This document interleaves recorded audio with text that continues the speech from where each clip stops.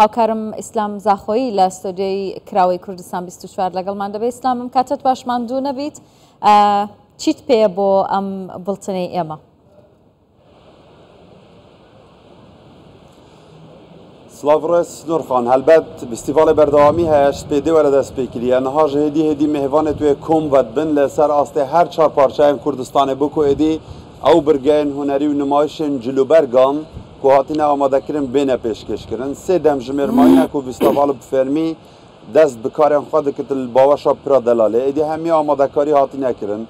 Hindekê keşwehewa baranawî lê dîsa ji ev nebiye rêgir li rêveçûna festîvalê mêvanên biyanî jî konsolxaneyên cuda cuda li Herêma Kurdistanê niha mêvanên serpereştê îdara serbexweya Zaxûn ew ji qesta baweşa pira delalê dikin. Wek min amaje bû kir ji Hewlêrê, ji Amêdiyê, ji Duhokê, ji Zaxû, ji Akrê, ji hemî bajarên diyên Kurdistanê heta bigire Silêmanî û Barzan ji beşdarên festîvalê hene. Bû vê cara stûdyoya vekirî vê xelekê jî Kak Botan Xeyat ku bijim bergdirûyek û xeyatekê bi navbangê Hewlêrê ye gel me de amade ye bû hindê em çendekê danostanê li ser vê festîvala duwem ya şeloşeb ku cilûbergên Kurdî li Zaxû bikin û behs lê giringî û karîgeriya wê bikin. Kak Botan zor xêr bê. Zor spas. Gelek spas. Zor spas. Duwem sala ku tu ji beşdarî vê festîvalê dibî. Eger em behs bikin hûn çend dib giring dibînin rewaca festîvalê çend e giring e. Êdî daxwazî li ser cilûbergê Kurdî û taybet Hewlêrî çend zêde bûye li Badînan. سەرەتا دەمەوێت دەستخۆشێکی زۆر لە ئیدارەی سەربەخۆی زاخۆی بکەم بۆ ڕێکی خستنی ئەو زۆرە فستیڤالانە. بەڕاستی ئەمن دەتانم برێم یەکەمین ساری پارکەیە لە یەکەم فستیڤالی پار بەشداریم کرد. هەر یەکەم فستیڤال بوو لە بۆ جلوبەرجی کوردی بکرێتەوە لە سەرانسەری کوردستان. تا ئێستا من شتیوامان نەدیت بوو بەڕاستی. شتێکی زۆر جوان بوو، زۆریش باش بوو. ناساندنی کەلتوری کوردی و جلوبەرجی کوردی بە ملەتەکانی دیکەی دەوروبەرمان و یان ئەوانی کە دیکەی کە دوور ئەرکە لەسەر شانی هەر هەمومان. دیارە ئیدارەی سەربەخۆی زاخۆ ئەو ئەرکەی هێخستیتە سەرشانی خۆی جێی دەستخۆشیە، دەبی دەستخۆشێکی زۆریان لێ بکەین. ساڵی پار بەشداریمان کرد بەرێ ئەمە وەکو نوێنەری هەولێر بەشداریم کرد. شتێکی جوان بوو، شتێکی زۆر باش بوو. ئەو سارەکە ماشەڵڵا شتێکی زۆر زۆر جوانتر، زۆر لە پێشتر بەراورد بە ساڵی پار 100 جار زیاتر جوانتر لە پێشتر پێشکەشکرایە. دیسان دەستخۆشیان لێ دەکەم بە نسبەت زیادکردن و داخوازی لەسەر جلوبەرجی کوردی. حتممەەوە هیچ مەجای تێدا نییە. هەر ئێستا پێش ئەوەی پێمەکنجە نابێت ئەلێرانە برادری دیکەی بە زمانی بادینی نازانم چ ناوچەک بوو، مەزارم نەبوو زۆر قسەی لەگەر بکەم، مەوعی دەکەم لەگەر جەنابەتە بوو، باسی قاتی کرد گوتی من قەت قاتی کوردیم لەبەر نەکردیە، جلوبەرجی کوردیم لەبەر نەکردیە، دەمەوێت جلوبەرگەکی لۆخۆم دروست بکەم.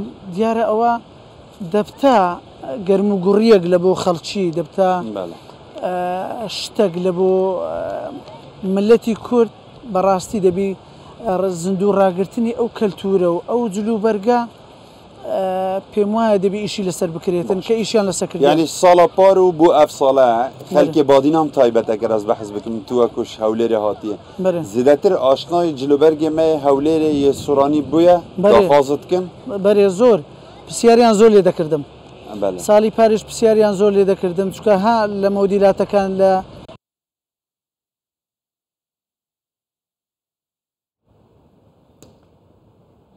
بەداخەوە وێنەیان نەما گفتوگۆکەیان خۆش بوو باسی جلوبەرگی کوردیانە کرد. هاوکارم ئیسلام زاخۆیی لە فستیڤالی شاڵ و شەپک لەگەڵمان بوو. بەردەوام دەبین دەگەڕێمەوە لای ئیسلام.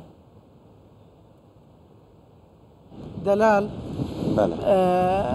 زۆر مۆدیلات و ستایلی مەشیان پێ جوان بوو و ئەمەش ئیوانمان پێ جوانە لۆیە ناساندن و تێکەڵکردنی ئەو زۆرە ستایلانە بەڕاستی شتێکی سەردەمیانە و جوانە. گوتم بەحست کەن و مێژووە دروستبوونا vî cilûbergî taybet şel û şepek yekem car bû Zaxû vedgirt. Sedan sal el vê deverê tê terçêkirin. Hîn jî vê çendê pesend dikin. Bes cudahiya vî şel û şepkê ku li Zaxû tê te berhemînan û Hewlêrê û deverê dî heye? Berê bi teekîd.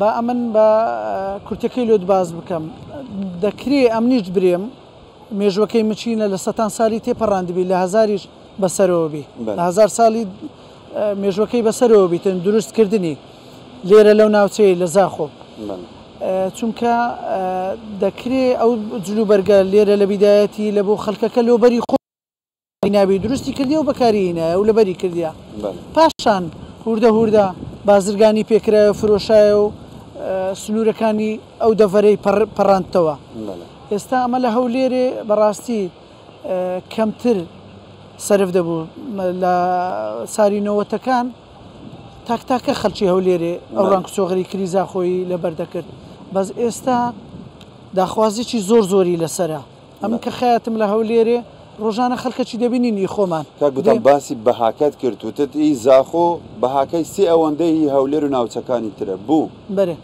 ئەو جەبا شتەکەت بە تەفاسیلی لۆ باسکەم ئێستا ئەمە چار زۆر کرمان هەیە ئەمە پێی دەرێن کرد ئەنگۆ پێی دەرێن شاڵ و شاپک چار زۆرمان هەیە زاخۆ یا دەرەجە یەکەمە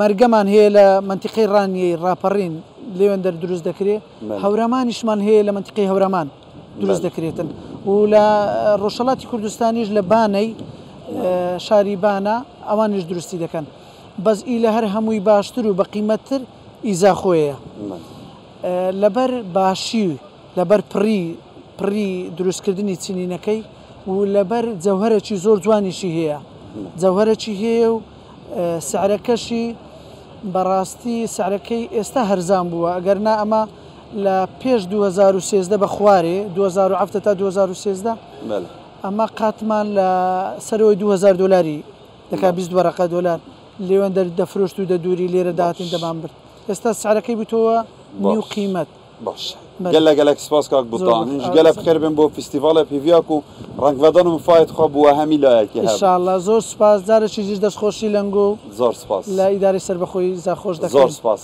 belê Sinorxan helbet wek min amaje bû kir û tê jî amaje pê kir bi sponseriya Medyaya Kurdistan 24 ev festîval berdewamiyê dike û bû mawayê du rojan li Zaxok û ev rû sibahî roja pênşembe ye berdewam dibe destxoş İslam Zaxoyî li Zaxo legelim bûyî